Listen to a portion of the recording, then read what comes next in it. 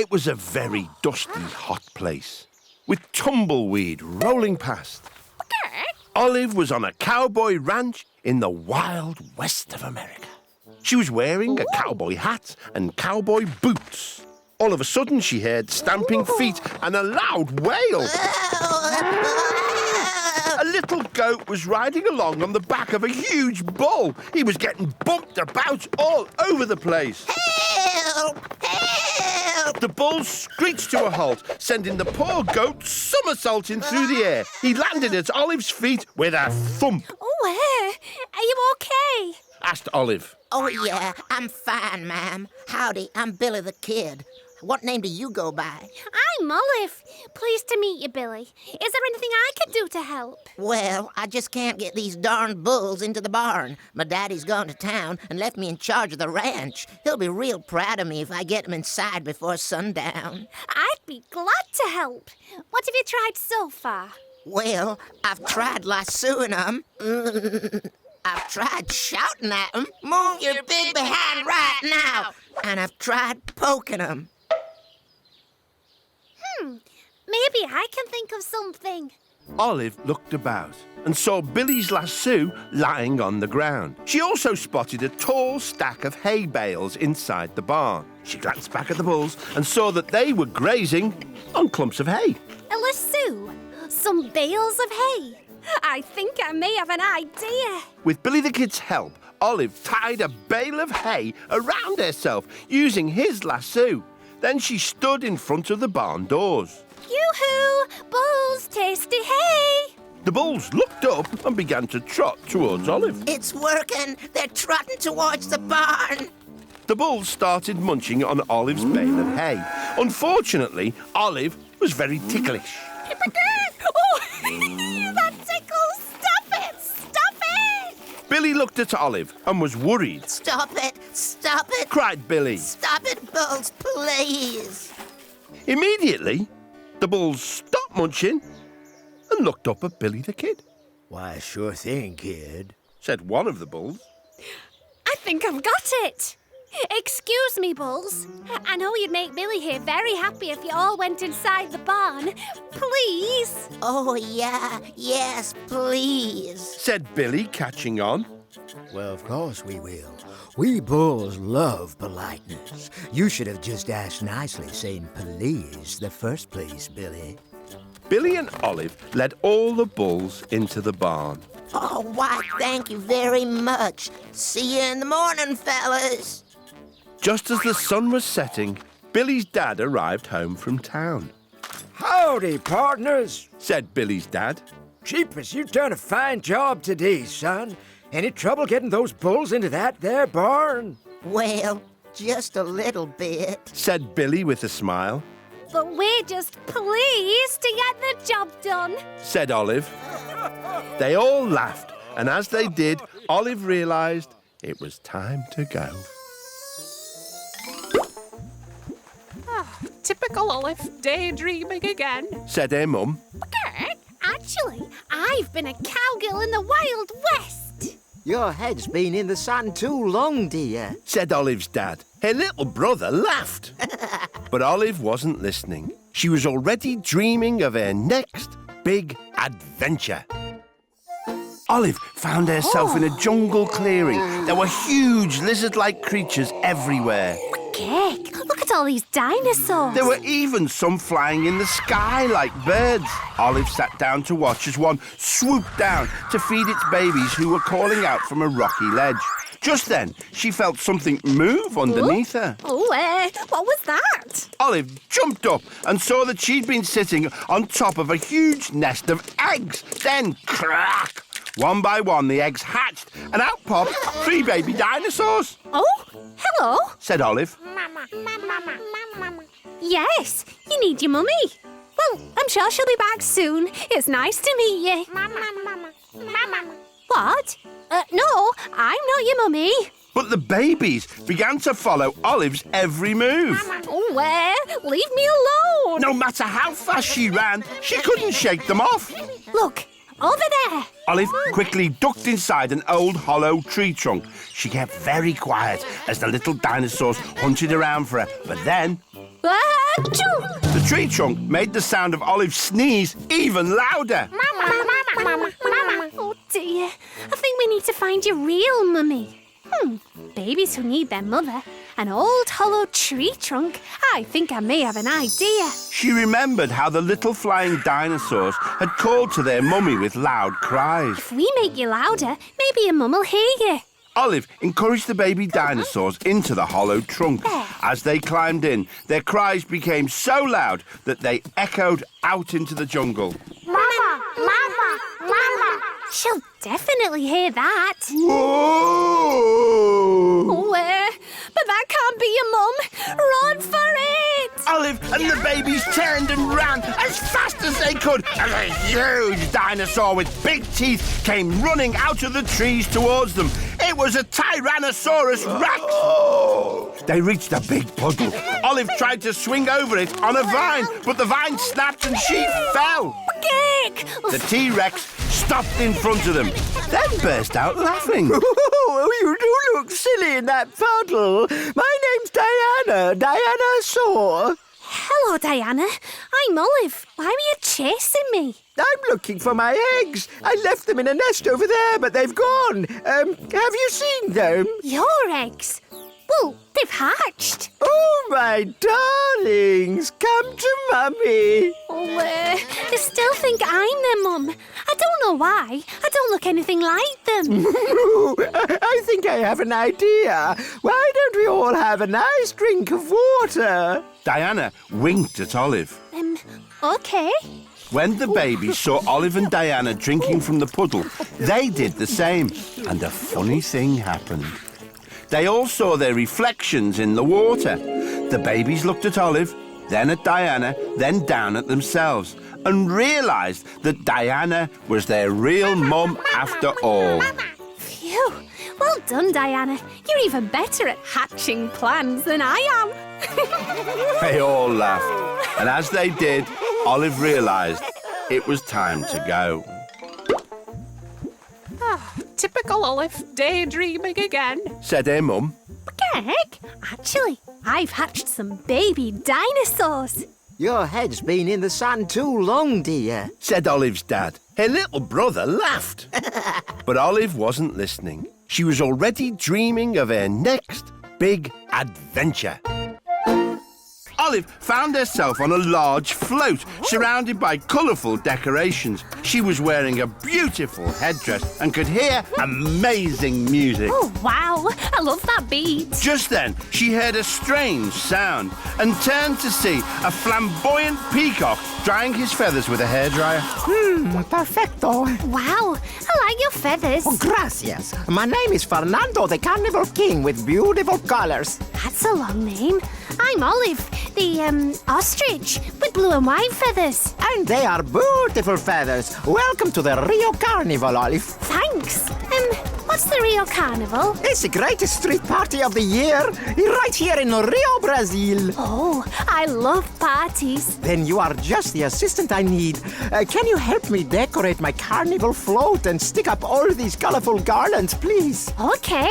As Olive picked up one of the garlands, it unfurled like a long, wiggly snake. Oh, this is tricky. You're doing great, Olive. Just need to stick it to the float with some sticky tape. Now, time for Fernando to blow up his masterpiece. Fernando attached a big floppy balloon to a balloon-blowing machine and turned it on. The balloon quickly filled with air and became an amazing giant bird. It will be the biggest balloon in the carnival. But now Olive was getting in a real muddle with the paper garland. Oh, dear. She had somehow got it tangled around her legs and couldn't reach the sticky tape on the floor. As she stretched to grab it, Olive toppled backwards and knocked over the balloon blower, breaking off the lever. Oh, no! My balloon is getting bigger and bigger. The balloon blower blew and blew until Fernando's special balloon finally went pop, and the balloon blower ran out of air. My balloon blower, what a disaster! Attention, the carnival will begin in 1 minute. 1 minute? What can we do, Olive? Sticky tape, a hairdryer. I think I may have an idea.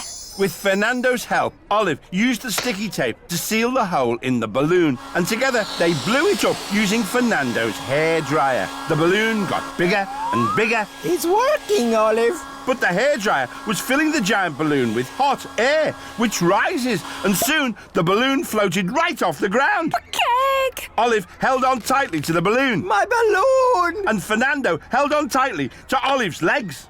The carnival is starting! Olive and Fernando floated up into the sky, away from the carnival.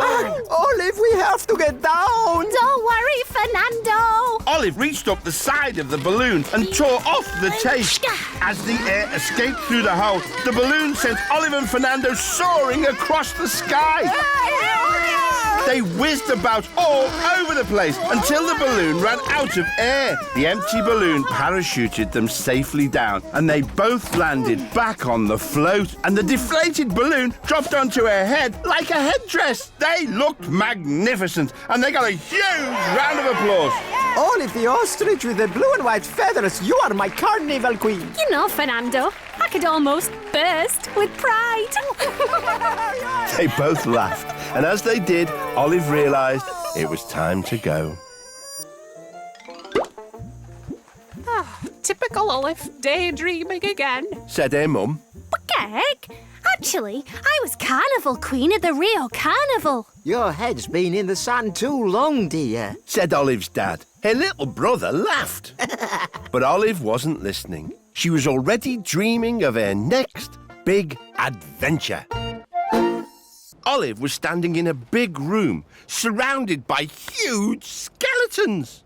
Cake, these are very impressive. Olive saw a little old man dusting one of the skeletons. Hello, I'm Olive. Oh, hello. My name's Pterodactyl. It's a pleasure to meet you. Nice to meet you too. What is this amazing place, Terry? Well, Olive, this is a museum, and these are dinosaur skeletons. Dinosaurs used to roam our planet millions of years ago. Where? That's a long time. Oh, yes, and it's my job to keep these spotless. I could really use some help tonight dusting them. I'd love to help you, Terry. Thanks, Olive. We have to be very careful, though. They're extremely delicate. So Olive and Terry got to work dusting the bones. But all of a sudden, Olive spotted a shadow moving. It looked like one of the dinosaur skeletons. Cake! The skeleton's alive! Olive turned and ran away, but she wasn't looking where she was going. Olive, watch out! Cried Terry. Too late. Yeah! Olive ran straight into another skeleton, and all the bones collapsed. Those bones tumbled into the next skeleton, and it fell over too. Then the next, and the next, until every skeleton had tumbled into a huge pile of bones on the floor. Oops, sorry. Said Olive. Olive, what have you done? The museum opens soon and everybody will want to see the dinosaurs. Sorry, I saw a dinosaur move over there and it scared me. Standing next to the pile of bones stood a rather sheepish-looking boy wearing a dinosaur mask. Oh, that's my son. Jerry Dactyl, what have I told you about creeping up on people wearing that mask? I'm sorry, Olive. No wonder you were scared. I'm sorry, too. Said Jerry. That's okay, Jerry. But how am I ever going to put all these skeletons back together? It's impossible. Would you like to see my dinosaur drawings, Olive? Look, I've done every single skeleton in the museum. These are really good. Drawings? Piles of bones? I think I may have an idea.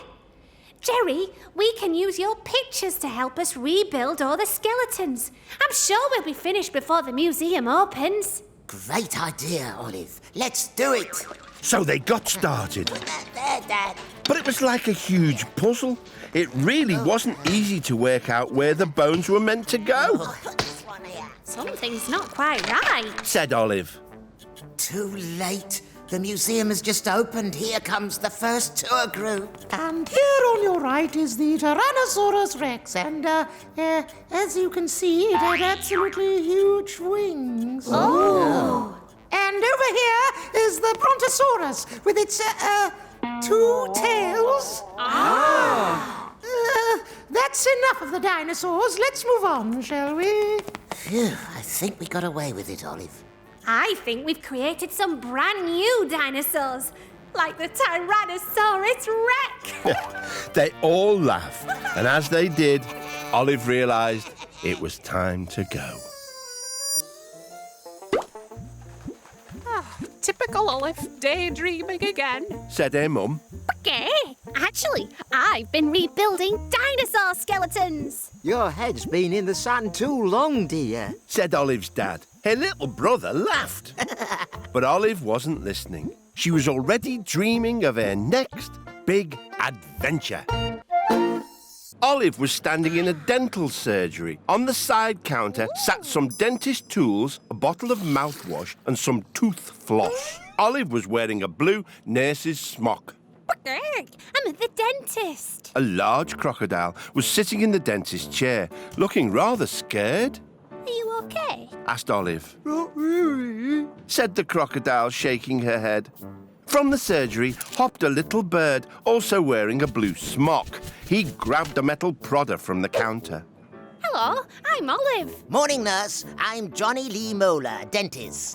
But I'm not the nurse. I see the patients here. Smiley Sally, yes? Said Mr. Moeller. Toothache, eh? Warned her to clean those teeth.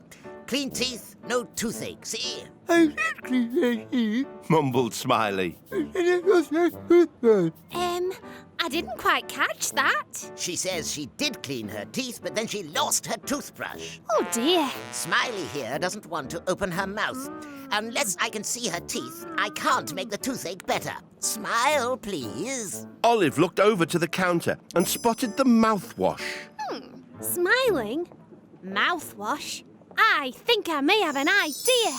Olive took a big sip of the mouthwash and gargled loudly. The funny gargling noise was such a surprise that Smiley didn't just smile, she laughed. Mr. Moeller quickly flew up, landed in Smiley's mouth and began to inspect her teeth. Well done, Olive. Keep it up. Laughed Smiley. Just a bit longer.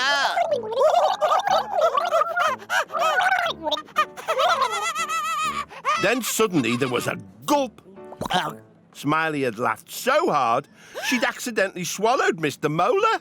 Oops. Quick, Smiley. Open super wide. Olive grabbed a dentist mirror and used it to peer down Smiley's throat. Hello up there. Echoed a voice. It was Mr. Moeller. I'm stuck down here in Smiley's tummy and I can't climb out. Olive spotted the crocodile tooth floss on the counter. She pulled out a long piece, then lowered it down into Smiley's mouth. Stay open nice and wide, Smiley. Okay, got it. Pull me up, please. At last, Mr. Moeller appeared and hopped out of Smiley's mouth. Are you okay, Mr. Moeller? Never better. One of the hazards of the job. Now, how's that toothache? Why, it's gone. Thought so. Found this stuck in your back teeth. Mr. Moeller held up a pink toothbrush. My toothbrush. Must have accidentally swallowed it while brushing. No wonder you had toothache. Smiley looked worried. But what if I swallow my toothbrush again? Olive took some crocodile tooth floss and tied it to the toothbrush. Now you'll be able to pull it out yourself. Good idea. Cried Mr. Moeller. And as a reward, he gave everyone a sticker with a picture of a big smile on it. Best patient for you, Smiley. Best dentist for me. And for Olive. Best gargler. They all laughed. And as they did, Olive realised it was time to go. Typical Olive, daydreaming again. Said her mum. Actually, I've been fixing a crocodile's smile. Your head's been in the sand too long, dear. Said Olive's dad. Her little brother laughed. But Olive wasn't listening. She was already dreaming of her next big adventure. Olive was wearing a large diving helmet, and she was sitting on a strange creature that looked a bit like a horse. Okay, good thing I've got this breathing helmet. What's going on? Asked Olive. You're about to take part in a seahorse race. Said a little jellyfish who was also sitting on a seahorse. There was another bigger jellyfish on a seahorse too. A seahorse race? How exciting! I'm Olive, by the way. I'm Jessie. I'm a little nervous as this is my first ever race. Don't worry, Jessie. Maybe we can help each other. Okay. Thanks, Olive. Oh, that means the race has started. Come on, Olive. The bigger jellyfish galloped off and Jessie and Olive rode after him. Hold on to your seahorses! Olive and Jessie galloped towards the first obstacle, a narrow gap between two huge rocks. The big jellyfish rode straight through, but when Jessie reached the gap, she stopped. Oh, it's too narrow. I can't get through. Of course you can. Follow me. Olive skillfully rode her seahorse through the gap, and Jessie followed. Yay! Next, they reached a coral maze. Oh, this looks really twisty. We can do it. Stay close to me, Jessie. Olive twisted and turned through the coral maze, and Jessie rode through behind.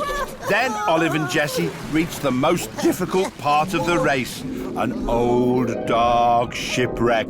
We need to ride through, but I've heard there's a scary sea monster inside. It's probably just a story, Jessie. We'll be fine if we ride through together. I suppose so. Olive rode into the shipwreck, and Jessie followed. It was rather dark inside, and even Olive was a little scared. What was that strange noise? I'm sure it was nothing to worry about. But suddenly, a creature with a long, sharp nose appeared out of the darkness. Oh, the sea monster! They raced out of the shipwreck as fast as they could, but Jessie did not look where she was going and rode straight into a forest of seaweed. Oh, I've got tangled up, Olive. Olive tried to pull Jessie free, but it was no good. Tangled seaweed? A sea monster with a sharp, pointy nose? I think I may have an idea. Jessie, I'm going back into the shipwreck. Olive, don't be silly. But Olive rode bravely back into the dark shipwreck. Excuse me, Mr. Sea Monster. Please, could you help me? I'm not a sea monster. I'm just a swordfish. I can't help having this scary pointy nose. My name's Swordy, by the way. Oh, I'm Olive. My friend has got tangled up in some seaweed. I was hoping you could free her with your sharp sword nose. Of course, Swordy to the rescue. Swordy used his sharp nose to carefully cut Jessie free from the seaweed. Thanks, Swordy. Yes, thank you. You're not so scary after all. Go, you've got to finish the race. Jessie rode off fast with Olive close behind. Soon they could see the bigger jellyfish ahead as the finish line approached. I did it, Olive. I won. You certainly did, Jessie. The crowd love you. They're cheering themselves. Horse, see? They both laughed, and as they did, Olive realised it was time to go. Typical Olive, daydreaming again. Said her mum. Okay. Actually, I took part in an underwater seahorse race. Your head's been in the sand too long, dear. Said Olive's dad. Her little brother laughed. But Olive wasn't listening. She was already dreaming of her next big adventure. It was very hot, and she could see people in green shirts and red shorts running up and down, around and around. Gag, all this running's making me feel tired. Tired? Exclaimed a man. He was wearing just one trainer and jogging on the spot. You haven't even moved yet. Chuckled another man. He was also wearing only one trainer. Sorry, I was just thinking out loud. I'm Olive. Hello, Olive. I'm Hayley, and this is my brother, Gabby. I like your running kit, Olive. Thanks. I like yours too. But why are you both only wearing one trainer? Is that a new fashion? No, we've both lost a trainer. Yes, and we're not sure why, but only wearing one trainer makes us run in circles, and we have a marathon to run today. What's a marathon? It's a very long running race, over 26 miles. You really need two trainers to run a marathon. Well, maybe you could each borrow one of my trainers, and then you'd both have two. Gabby and Hayley helped Olive take off her trainers and put them on their own feet. But Olive's feet were much bigger, so Gabby and Hayley now had one giant trainer and one normal-sized one. When they tried to run, they looked very silly. Oh dear, I don't think this is going to work. Gabby and Hayley gave Olive back her trainers. Okay, when did you last see your missing trainers? Well, we left them by our kit bags and lunch boxes just over there. Olive looked over and noticed something. In the dusty ground by the bags, she could see some paw prints. Strange. There are paw prints going everywhere, but they all seem to lead back to one of the bags. Olive was just about to look inside the bag when out popped a brown dog with a red collar. Okay, hello there. This is our dog Oscar. He likes running too. Oscar ran around and around. He sniffed Hayley, Gabby, and then Olive's trainers. And all of a sudden, he barked excitedly. Then grabbed one of Olive's trainers, pulled it right off her foot, and ran away. Oh, no, naughty Oscar. Now you only have one trainer too. That means none of us can run the marathon. A dog who likes trainers. Lots of missing trainers. I think I may have an idea. Follow that dog. They all chased after Oscar. They looked very silly running in one shoe, but they chased him up and down, around and around, over a small stream and behind some trees. Then Olive spied a big tree with a hole in the trunk. She looked inside, and there was a huge pile of trainers. Aha! Oscar's been hiding trainers in here. We just need to find ours. But as Olive reached for the trainers, Oscar jumped in front of her and growled. Oh dear, I don't think Oscar will let us have them back. Trainers seem to be his favourite thing in the whole world. Well, he does like one thing better. Sausages. And we have some left over in our lunch boxes. So Gabby and Hayley took the sausages out and waved them at Oscar. He trotted away from the tree and started munching on the sausages. Olive took a chance and grabbed their 3 trainers. Let's put these back on and get back to the marathon. So they all put their trainers on and ran over to the start of the marathon. Brilliant. We made it just in time. Thanks for your help, Olive. Are you going to run the marathon with us too? Only 26 and a bit miles. Oh, I think I've run nearly that far today just chasing Oscar. They all laughed. And as they did, Olive realised it was time to go. Typical Olive, daydreaming again. Said her mum. Okay. Actually, I've been helping some marathon runners find their trainers. Your head's been in the sun too long, dear. Said Olive's dad. Her little brother laughed. But Olive wasn't listening. She was already dreaming of her next big adventure. It was a very hot and sunny day, and Olive was wearing a pointy hat and wooden clogs. In front of her, there was a strange building with 4 giant sails attached to it. Oh, what's that funny shaped building? Wondered Olive. Olive saw a man and a little girl outside the building, fanning themselves to keep cool. They didn't look very happy. Hello, I'm Olive. Are you both okay? Oh, hello, Olive. I'm Jan van der Klompen, and this is my daughter Anneke. We're sad because it's very sunny and there's no wind. It is a hot and sunny day today. Even my feathers are getting sticky. Would you like to borrow a fan? Asked Anneke. Oh, yes, please. Olive began to fan herself. Thank you. That's much better. You're welcome, Olive. What is this strange building with the funny sticking out bits? Oh, this is our windmill, and those are called sails. Here in Holland there are many windmills, and we use them to make flour for bread and cakes. The wind turns the sails of the windmill, and that works a machine which grinds the wheat and makes flour.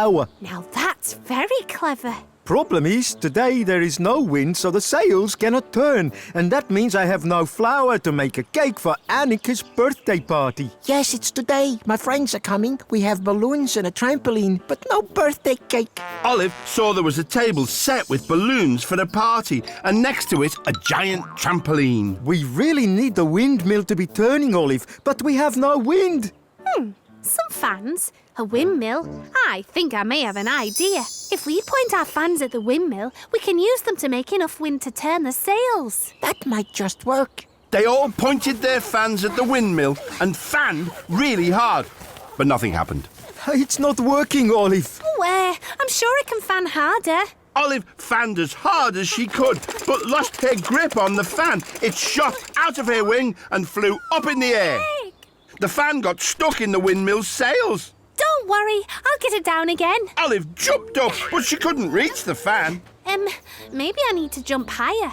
Perhaps I could use that trampoline. Okay, but please be careful, Olive. Olive got onto the trampoline, and this time she bounced much higher. She didn't quite get as high as the fan, but her wing nudged the sail, and it turned just a little. I can nearly get it. Olive still hadn't quite reached the fan, but now, with every jump, she accidentally nudged the windmill's sails a little further. Olive, you've done it. No, I haven't reached it yet. No, Olive, you're turning the windmill sails. Oh, I am, aren't I? Annika got onto the trampoline and began bouncing with Olive. Together, they were able to turn the windmill sails faster and faster. The sails turned and worked the machine. Soon, they had enough flour to make Annika's cake. Jan made the perfect birthday cake using flour ground in the windmill. And the party was a great success. People played party games, bounced on the trampoline, and ate slices of the tasty birthday cake. Thanks for helping us make the windmill turn when there wasn't any wind, Olive. Yes, thank you. Everyone is enjoying themselves and especially enjoying my cake. Oh, it's been such an exciting day. In fact, I've been blown away by it all. They all laughed. And as they did, Olive realised it was time to go. Typical Olive, daydreaming again. Said her mum. Cake? Actually, I've been making a windmill turn. Your head's been in the sun too long, dear. Said Olive's dad. Her little brother laughed. But Olive wasn't listening. She was already dreaming of her next big adventure. Olive found herself in a busy Bangkok market filled with stalls selling everything from dragon puppets to silk cushions to coconut ice cream in buns. Olive was wearing a bright scarf, sandals and a wide straw hat. Cake? What a lively place. A small three-wheeled vehicle drove up and stopped near Olive. Inside there was a driver and a woman wearing sunglasses sitting in the back. The woman peered out. How much for that dragon puppet, please? Olive looked around at the dragon puppet on a nearby stall. I don't know, sorry. I'm Olive. Oh, sorry, Olive. I thought you were a stall holder. My name is Katya, and I'm on holiday here in Bangkok, Thailand. I'm in a hurry to buy lots of souvenirs before my flight leaves for home. Maybe I can help you, Katya. Oh, yes, please. That would be wonderful. They are all for my family and friends, you see. Katya handed some money to the actual stall holder, and Olive picked out one of the colourful dragon puppets. Okay, what else do you need to buy, Katya? Here's my shopping list, Olive.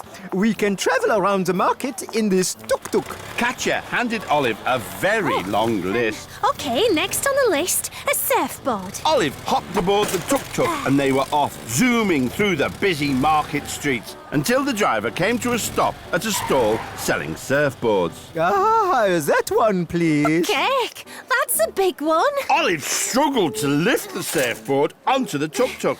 Okay, what's next? A big box of battery fans. Olive and Katya were driven all around the market, collecting every souvenir on the list. Thank you very much. Oh, phew, this was hard work.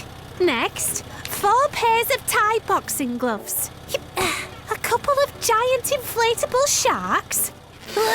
And finally, some rolls of colourful silk. Now everything had been bought, Katya was keen to get to the airport to make her flight home. My flight leaves soon. To the airport, please, driver. But now the tuk-tuk was so heavy with all the shopping, the driver could not get it to move. Cake, what are we going to do? I don't know, Olive. I can't leave the souvenirs behind. Olive looked over to the airport across the bay and noticed the little boats on the water. Then she looked at the pile of souvenirs. A surfboard, some inflatable sharks, a box of fans. I think I may have an idea. Instead of wheels, maybe we can use wind. Wind? What do you mean, Olive? Watch this. Olive strapped the surfboard under the tuk-tuk's front wheel and stuck the inflatable sharks to its sides, and then attached all the fans to the back, turning all of them on at once. Hold on, everyone. Suddenly, the tuk-tuk zoomed forward, off the road and into the water. Here we come. Soon, the little tuk-tuk was bumping along over the water and heading for the airport on the far shore. Thank you, Olive. Just in time for my flight too. Happy to help, Katya. Maybe you can take this tuk-tuk back to the market and shop for souvenirs too. Thanks, but I'm pretty tired after all that shopping. I think it's probably time I tuk-tuk myself home as well. They both laughed, and as they did, Olive realised it was time to go. Typical Olive, daydreaming again. Said her mum. Kirk, actually, I've been doing some serious shopping in Bangkok. Your head's been in the sand too long, dear. Said Olive's dad. Her little brother laughed. But Olive wasn't listening. She was already dreaming of her next big adventure. Olive found herself on a lush green mountainside. She could see a little puppy running around in circles. He seemed to be looking for something. Oh dear, where have they gone? Oh, sorry. Have you seen any sheep? Asked the puppy as he carried on rushing about. Sorry, I haven't. I'm Olive, by the way. Oh, hello. I'm Freddy, and I'm head sheepdog on our farm today. Boasted the little puppy. My dad, old Fred, has hurt his paw, and it's my job to round up the sheep, but I can't find them. That's the trouble with sheep. One wanders off and they all follow. Freddy looked really worried. So where do the sheep normally like to go when they wander off? Asked Olive. Freddy thought hard. Oh, got it. Up on the mountainside. Olive looked up at the steep slopes. Oh, the mountainside looks like it's a really big place. Oh, yes, it certainly is. It'll take ages to search for the sheep, especially on foot, on paw. But as Olive looked around, she spotted the farmer's quad bike. It was bright red and had big, chunky wheels. We could search for the sheep on that. Have you ridden one before? Freddy looked worried again. Oh, yes, but I don't think we're allowed. It belongs to the farmer. But on it, we could find the sheep really quickly. And of course, we'll be very careful. Well, I suppose, since we are in a hurry. Soon, Olive and Freddy were bumping up the mountainside on the quad bike. But still, there were no sheep in sight. Stop! Cried Olive suddenly. Freddy stopped. Olive clambered off the quad bike and picked up something white and fluffy from the ground. Oh, that's sheep's wool. And look, there's more. And more. We just need to follow these clumps of wool to find the sheep. Oh, what a great idea. So, following the trail of wool dotted up the mountainside, they soon found the sheep. Home time, sheep. Come by. The sheep didn't move. Follow me, please. Bah! Oh, you are naughty sheep. Come on. But still, the sheep didn't move. Sheep who won't come home, clumps of wool. I think I may have an idea. Freddy, we could disguise ourselves as sheep by sticking these clumps of wool all over us using some mud. Oh, well, it's worth a try, I suppose. Soon, Freddy and Olive had covered themselves with wool and looked just like sheep. Follow me, please. Bah! Bah! Bah! This way, please. Bah! The sheep happily followed Freddy and Olive down the mountainside with lots of happy barring. It's working, Olive. Yeah. Oh, sorry. Bah! That's all the sheep in the pen, Freddy. Oh, thanks, Olive. We did it. But, this wool is a bit itchy. Said Freddy as he and Olive shook themselves hard to get off all the wool. Just then, Freddy's dad came out of the farmhouse. Oh, my lovely boy, I see all the sheep are in the pen. Smiled a very proud old Fred. You are a very good sheepdog, Freddy. Well done. Not to mention a very good sheep. They both laughed, and as they did, Olive realised it was time to go. Typical Olive, daydreaming again. Said her mum. Okay, actually, I helped round up some sheep with a little sheepdog. Your head's been in the sand too long, dear. Said Olive's dad. Her little brother laughed. But Olive wasn't listening. She was already dreaming of her next big adventure.